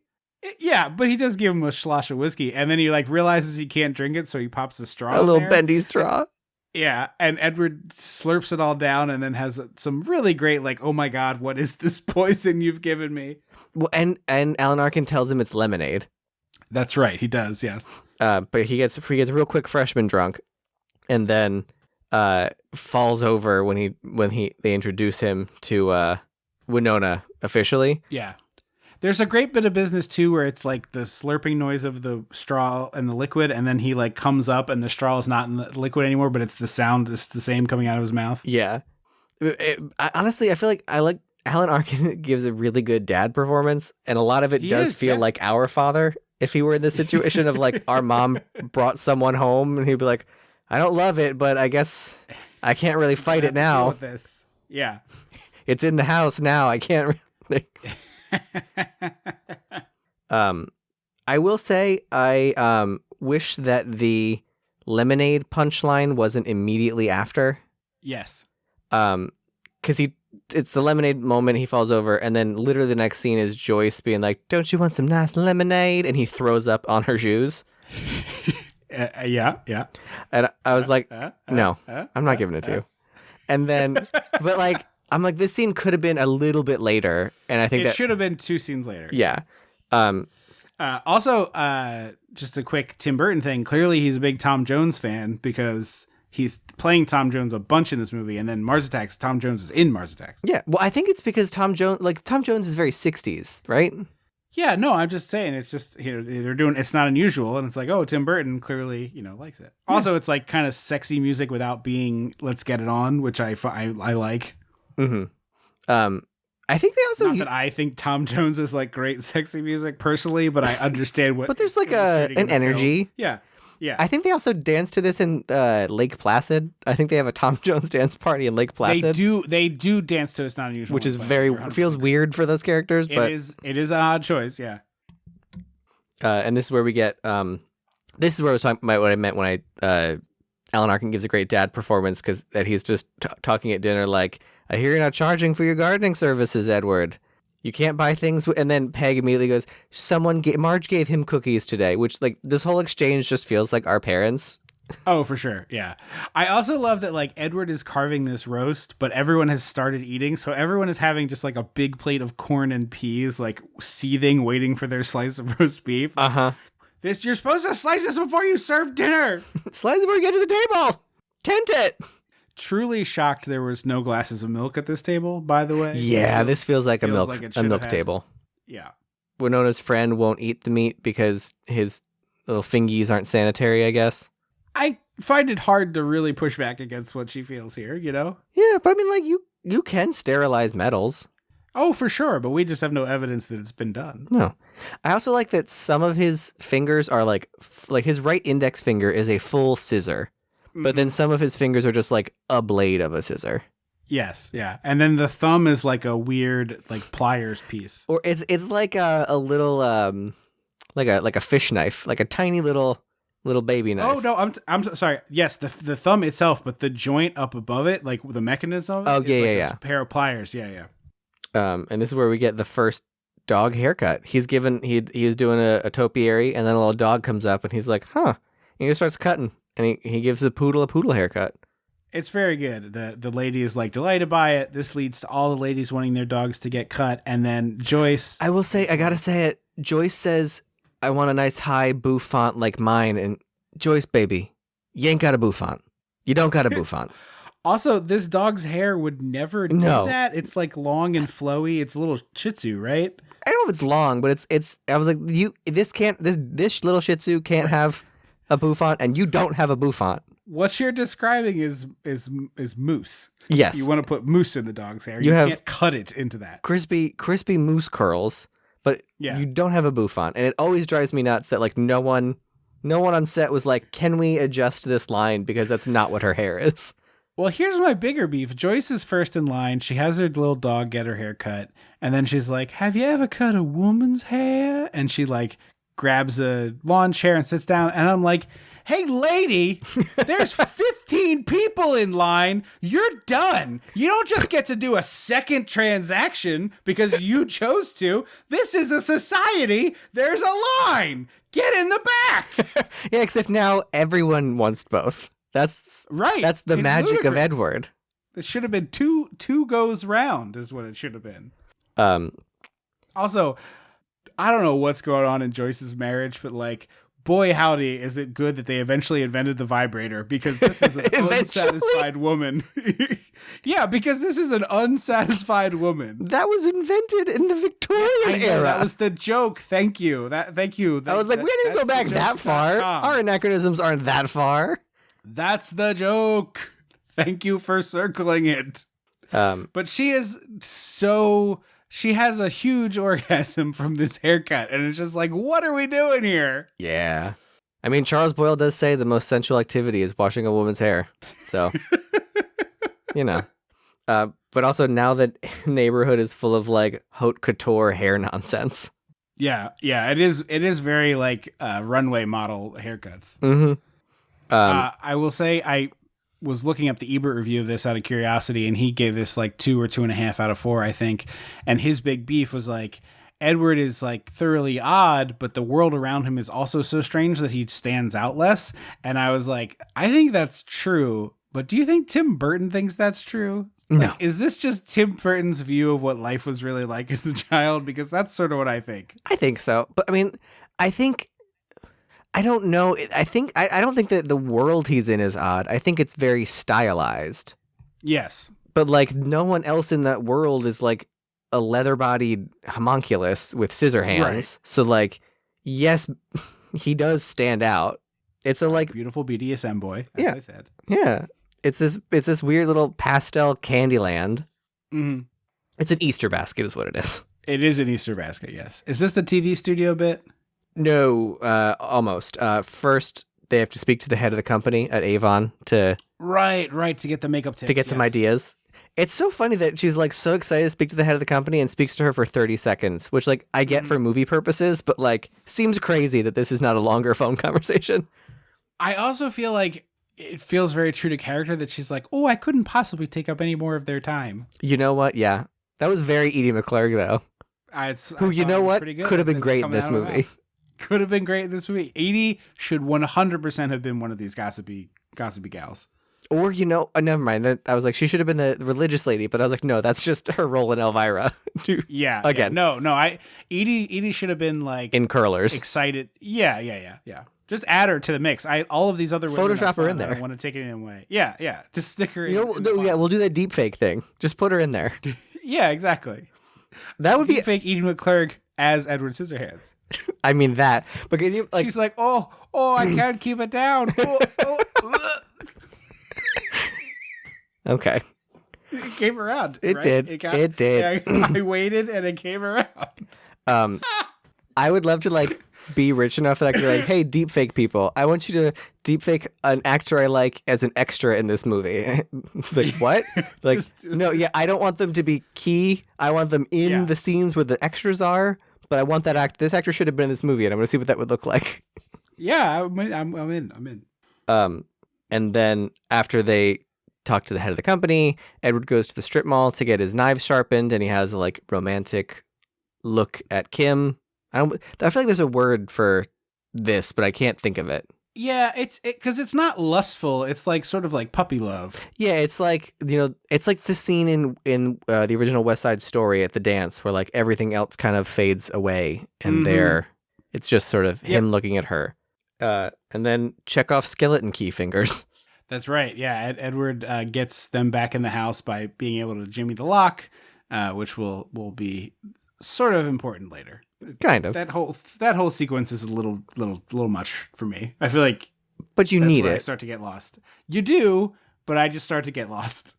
And this is where we get to the TV station that he's on, Sally Jesse or whatever. Yeah, but a hyper local version of it, which I love the idea. Because this guy is also clear. If that's the case, this guy is almost assuredly also the 6 p.m. news anchor.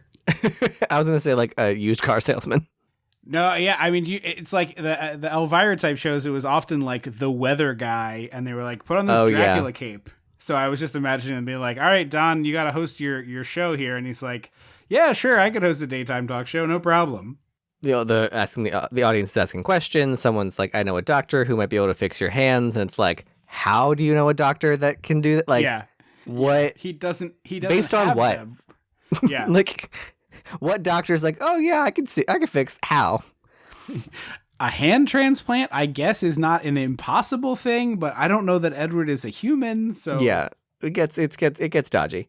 But then the next woman's like, but if you had hands, you wouldn't be like everyone else. And I'm like, yeah, that's the fucking point, Deborah. Thank you. That's what the movie is about. Shockingly enough, the people who are weird and different kind of wouldn't mind being not weird and different for a little bit. Yeah, exactly. I also love the blocking of this, where Diane Wiest and Edward are sharing a mic and leaning into it, and that they have a poodle and a topiary on stage, and then Diane Wiest is the hair model. So we eventually get to oh, do you have a woman in your life? And it's a long, awkward silence where we're oh no, is Edward gonna say Kim? Is Edward gonna say Kim? But they were cutting to Kim watching TV, and she's kind of clearly oh, sweetheart, don't say that. But also I don't want to say she's falling in love with him. She's flattered. She's very flattered because at the end she does say I love you, but I don't think it's a it doesn't feel like a romantic. Right. It doesn't feel like family, but it doesn't feel romantic. It just feels yes. I wish things could be different, but they're not. It's step one of maybe a romance, but it's not a full romance. Yeah. So he leans forward to touch the mic, and he gets zapped and thrown backwards, which is very delightful for Anthony Michael Hall. Oh yeah, he's cackling up a storm.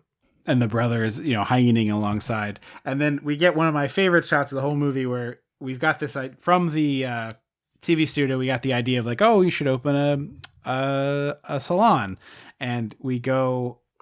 Oh, did I tell you that Macaulay Culkin was who Tim Burton wanted to play the little brother because he saw Uncle Buck? Oh, that would he would have been fine there. I see. I think you're starting to imbalance the movie because he couldn't do this because he was doing Home Alone. So peak Macaulay Home Alone, Home Alone Macaulay in this movie is suddenly your things aren't too much. You think? Yeah, I think it's too much.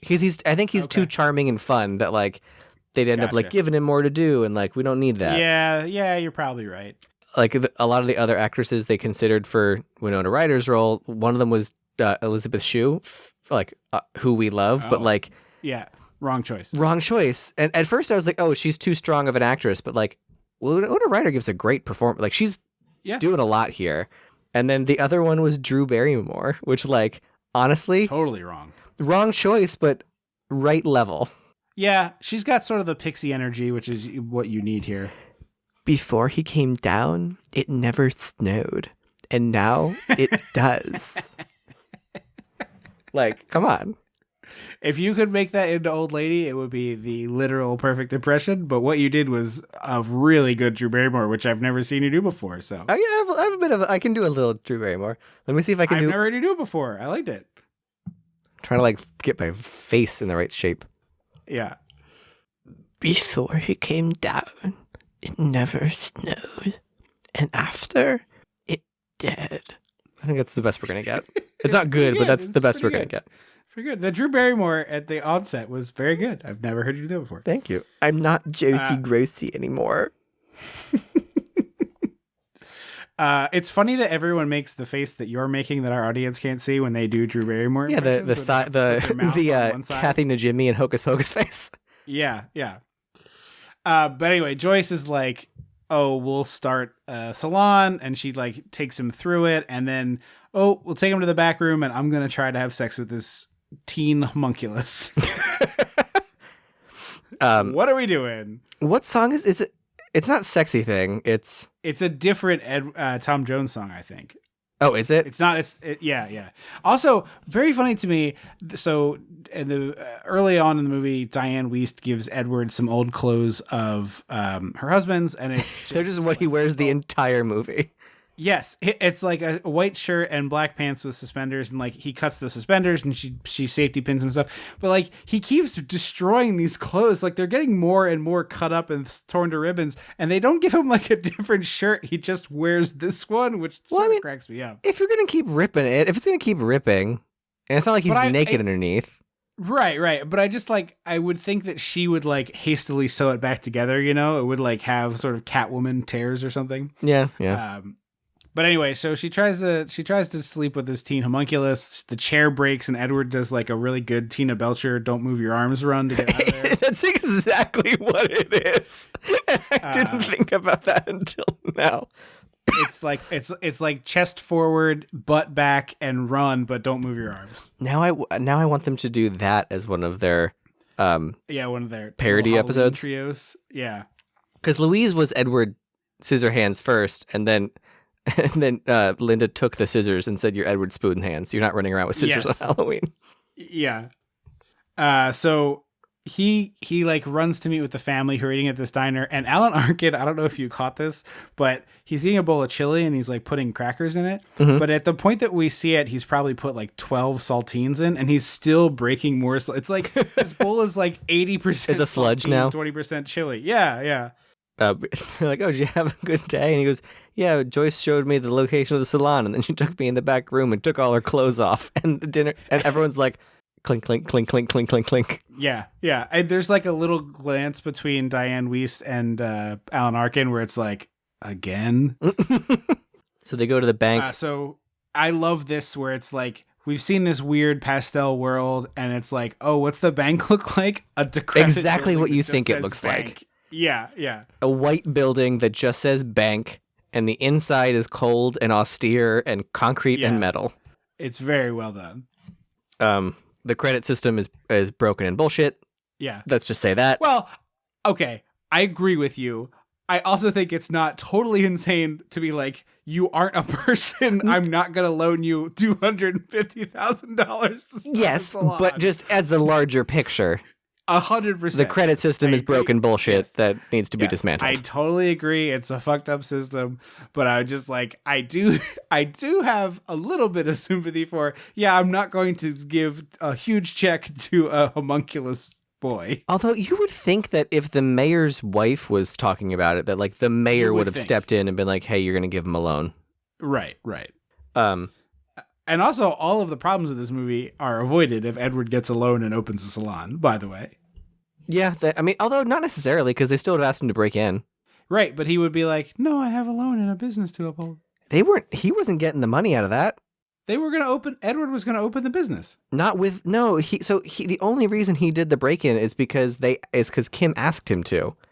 He had he was not getting a cut. No, of that. I know that. No, I know that. I'm just saying, like, if Edward had gotten the loan, he would have been so wrapped up in trying to start this business, he wouldn't have had time to do this robbery. I think he would have made time for Winona. Maybe. In that blonde wig. So this is where we get this robbery sequence where Anthony Michael Hall wants to rob his own parents and then sell their shit for money to buy a car, which is a pretty circuitous thing. Yeah. Also, his dad is like constantly talked about as this like giant asshole who like he's like, oh, he bought an entire entertainment system, but he keeps it in a locked room, so I'm not allowed to look at it. Mm-hmm. And I like that we never see his parents. Right. Like they clearly have no interest in this neighborhood being Absolutely. a part of shit. Like, yeah, they're like, we're extremely rich. We don't need to talk to you. Yeah. So we get this hilarious, like, RoboCop-esque security system. And a great little conversation pit. Yeah, it is a conversation pit. It is quite a conversation pit. I do like a conversation pit. He gets locked in, and then the police come, and they're, like, about to shoot him, and it's like, no, those are his hands. The framing and the cinematography of this sequence is so good and, like, kind of scary. Like, everything is, like, backlit and, like, very severe and harsh and low angles. Well, the other thing is, like, as I was watching, I was like, would he die? Can he die? I don't think he would. I guess we're going to find out, but it's going to be weird to see bullets just rip through this little BDSM boy's body. I don't think he would. I think he's immortal.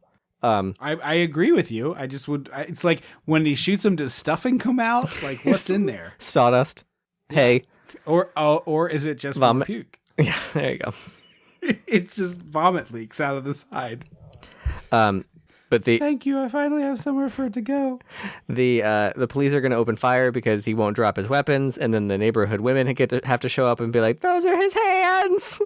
Don't shoot!" Yeah. So he goes to jail, and the Alan Arkin and Diane Weiss come to pick him up, and there's a really they're great so lovely and compassionate about this whole thing. They are. Because you would think this would be the term where they're like, we took you in and you did this to us. But they're like, oh, no, you're just confused. You don't know right from wrong. You're a homunculus. Like, how? Of course you don't know.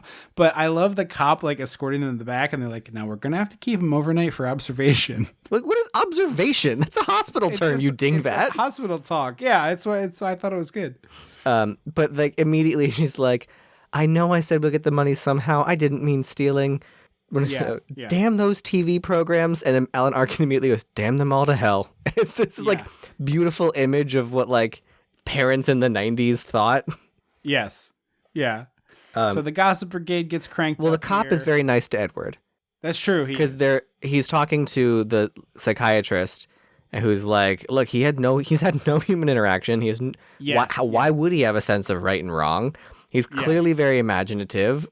Like, there's nothing wrong with him, but he needs to be socialized. He's Nell. Right. Yeah. That's a good way to put it. He's Nell, except he knows etiquette. So it's like a weird. He knows English language and some etiquette. Yes. So he's like a weird Nell. He's read a lot of Emily Post. Yes. But then the cop is like, look, it would keep me up all night worrying about you, bud. Please be careful out there. And like clearly you can tell that he gives a shit. Yeah. And even later, like because it's the same cop later who's he's great later. The gun in the air, because like he very clearly has a soft spot for Edward. He's like, this is nothing about this is your fault. It's kind of like Nope, like you can't tame the wild. Yes, this movie sort of feels like don't try and domesticate the wild in like a broad sense. Yeah, he's like a wolf. Yeah. So yeah, the well's starting to get poisoned. They're all talking about the break-in and what happened to Joyce and how he's really this like source of evil. Then we get a big fight with Anthony Michael Hall and Winona where she's like, we shouldn't have left him there. Like all we had to do was say that we accidentally set off the alarm. This is like earlier, but she's like, we could just say we accidentally set the alarm. And he's like, no, my dad will prosecute me. And it's like, really? Yeah, like, that's insane. But really? So this is where we find out Edward knew it was Jim's house. Jim is Anthony Michael Hall.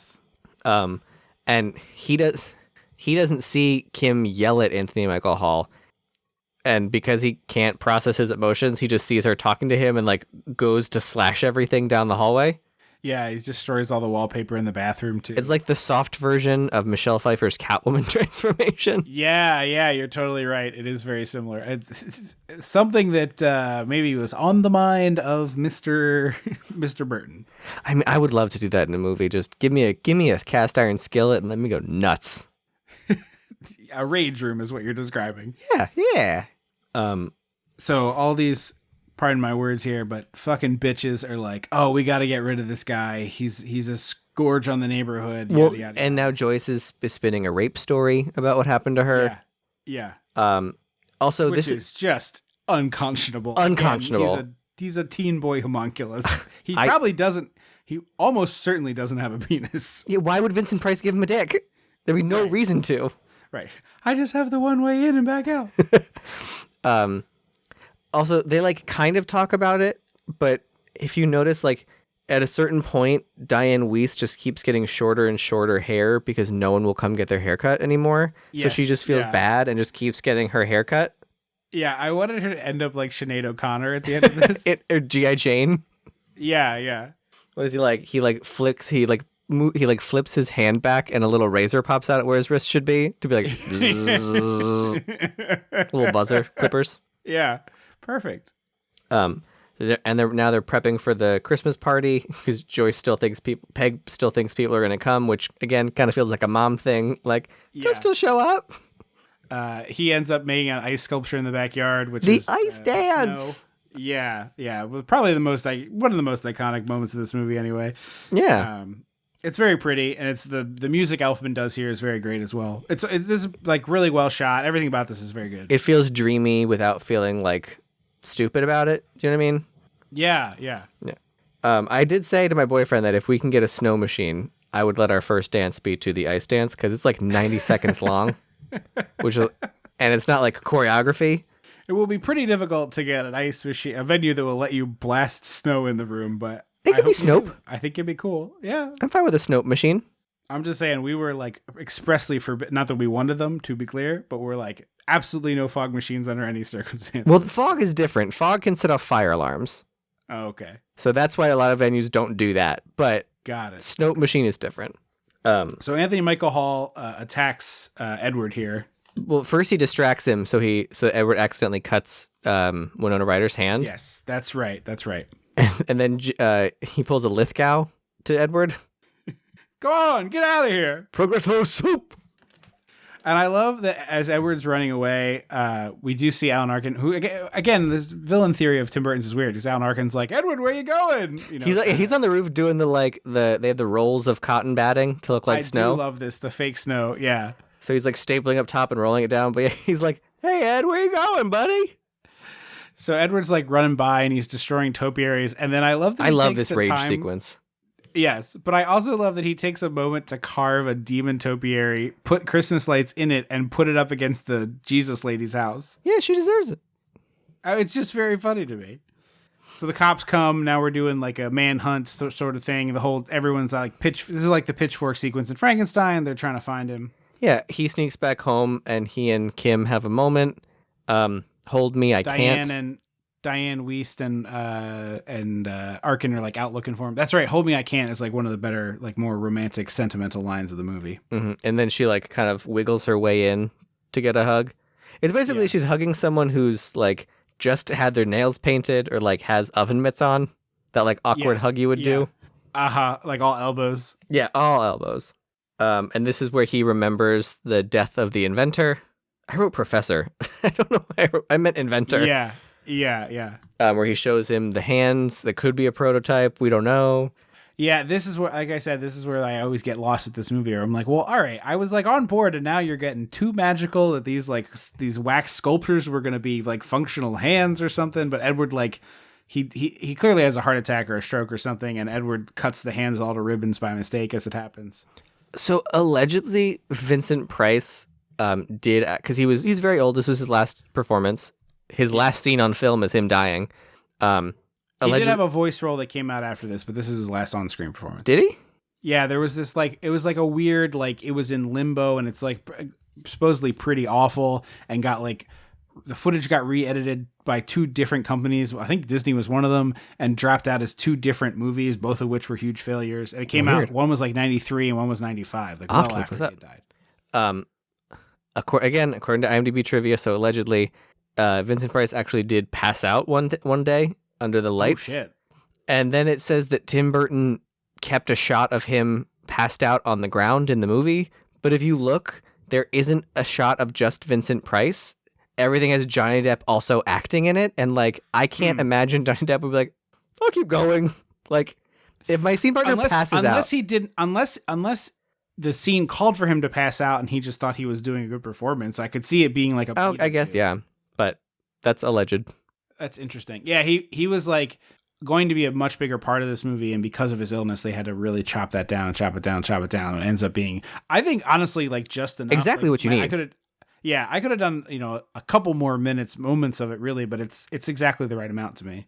Mm-hmm. So this is where we see the little brother. He's, like, running around looking for Edward. No, he's not. He's coming home, and this little shit has no spatial awareness. There's clearly a swerving van behind him. He doesn't have headphones on. Yeah. And he's like, let me jog across the street as this van barrels down. Also, it's a drunk driver, so I give the kid a little bit of leeway. Yeah, he can see that it's a drunk driver. He's crashing through topiaries and swerving. Yeah. But this is where we get that neighbor, that alleged, like, nice guy veteran who's like, hey, where did they get that cripple yet? And you're like, oh, no, you were a piece of shit the whole time. We just thought you were nice. I see. The call was coming from inside the house. Yeah. Diane Wiest also at some point has a really nice little monologue about, like, I didn't think about what would happen if I brought him down here and how it would affect everything. And I think it's probably best if he goes back up to that house, which, like, it's a heartbreaking, sad thing. But, like, it is, like Harry and the Hendersons, sometimes you just got to go back to the wild. Yeah. So Edward ends up saving the little brother here, like, tackling him away from the van, saving his life. And then as he's trying to, like, comfort him, is just cutting him to ribbons. Yeah, he's just, like, scratching at his face. And so all the neighbors see this and think he's being attacked. It becomes a whole thing. So he ends up running away. He slashes the fuck out of Anthony Michael Hall, which I love. Yeah. Oh, Anthony Michael Hall starts to kick the snot out of him, and he cuts him, and then he starts running away. Don't forget my power, young man. I've got fucking machetes on my hands. Yeah. What do you got? Exactly. Hands? It made me flash back to the show and tell sequence where the little brother's like, he could cut a guy's head off with a karate chop. Yeah. Remember what I did with the paper string of dolls? I'm gonna do that to your stomach, buddy. Back up. Well, hold on a minute. So they Peg and Alan Arkin show up and take Kevin inside and like, Edward, come home. And then Kim's like, you should run. You really should run. Yeah. And so he runs. The cop comes and goes after him. They all decide to also follow the cop. Somehow Winona Ryder beats them to the house, to the mansion. Yeah. It strikes me as like this is my neighborhood. I know there's shortcuts, but we don't see that. We don't see any of that. Like, yeah. She just is apparently Usain Bolt. Yeah. So the cop chases Edward up into the house a little bit and then fires his gun. He pulls a Keanu and fires his gun into the air. Yeah. And is like, just, hey, it's over, everyone. He doesn't give any specifics because he doesn't want to be, you can't, I didn't say anything. I just said go home. Yeah. You heard a gunshot and I told you to go home. I didn't lie. Exactly. Yeah. But that's not enough for them. So the villagers keep going to storm the castle gates. So we get this nice bit with the two of them up in the house where Winona's like, I don't know what to do. Like, they're never going to let you go. They won't just let you live up here in peace. Like, I don't know what to do here. And they're having a nice moment. And then in comes Anthony Michael Hall, all fire and brimstone. With a gun. Almost kills Kim. She actually picks up a little, like a log and gets in the fight. She joins in, unlike Demi. Yeah, or like half the women in the movies we watch where the man is getting the shit kicked out of him and they're like, I guess I'll just watch. What a shame. No, she gets in with a log and hits him. And then she picks up Edward's hand to his throat and is like, I'll stab you myself, which like, I will kill you. The implications of like, if like in the world of the movie that where she uses Edward's hands to stab Anthony Michael Hall in the throat, like, what does that mean for poor Edward? Yeah. Oh yeah. He's gonna serve a life sentence because of this. like he's like, I didn't do it, but these hands will never be clean. Out damn spot. Out damn spot. Blech. So he ends up getting up, and because Winona was like, I will kill you, he was like, well, I guess I can kill him. So he stabs Well, he beats Winona, and then Edward's like, no. Click, click, stabs him in the gut, pushes him out a window. It's a pretty gruesome death for this character. When you're a villain like that, yeah, you know, I mean, he's the villain, that's for sure. So they know they have to part ways, like they can't be together. Yeah, I do find that I know you gave it a little better cover than I think the movie does, but the I love you does seem very left field to me, where I'm like, you guys have had like 8 minutes of time together. Yeah, like I said, yes, it's a kiss, and yes, it's an I love you, but it just doesn't feel romantic to me. Yeah. And like maybe that's just because I don't always want to see romantic shit. Yeah. Who knows? Yeah. But and then she has some really smart thinking on the way out the door. She sees a prototype hand and grabs it to be like, I got proof now. I can say he dead. So it's a great big speech, and she kayfabes them all like, oh, he's dead. They killed each other. Look if you want, but here's his hand. Yeah. So we cut to old Winona doing bad old lady. Oh, they all go home sad. They all get to pretend they're sad that he's dead, even though like, yeah. Fuck off. Well, it does. You're totally right.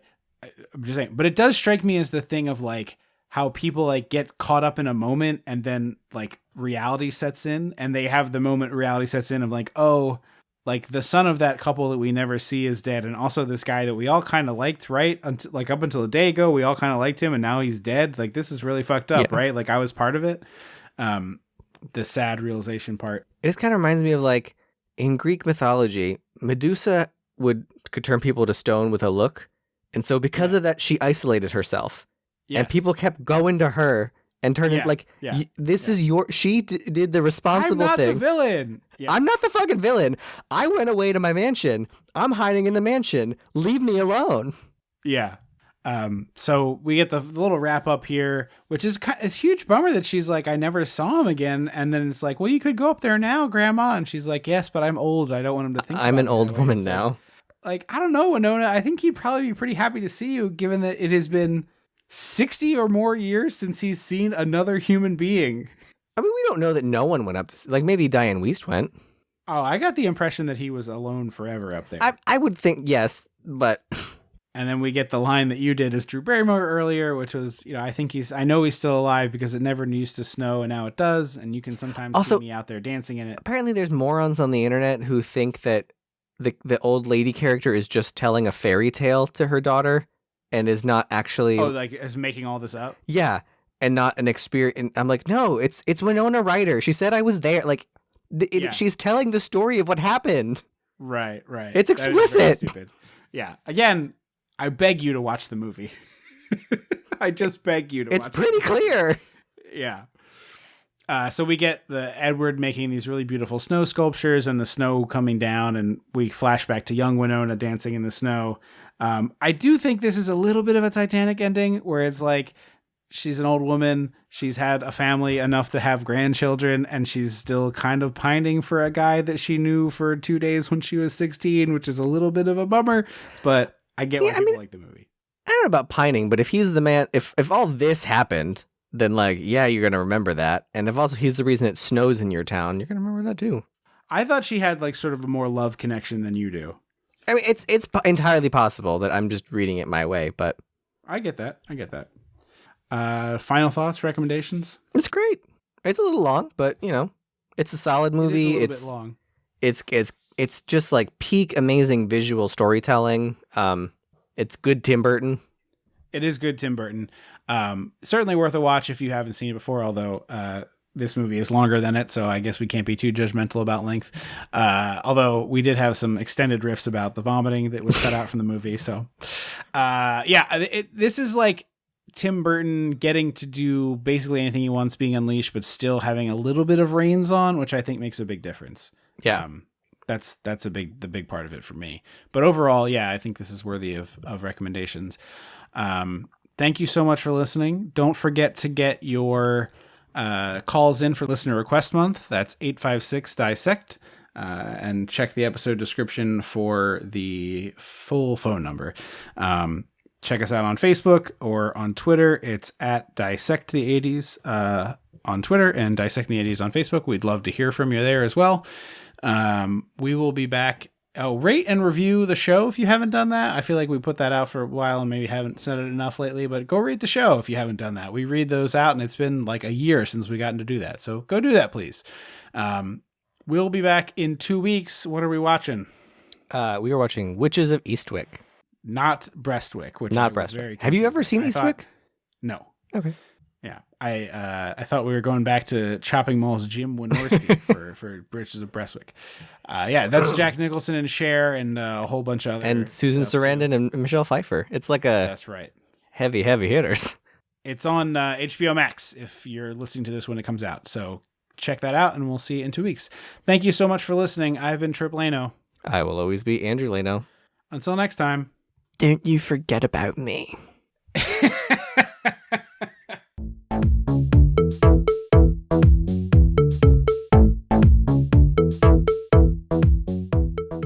Dissecting the 80s is a Chum Some of This production.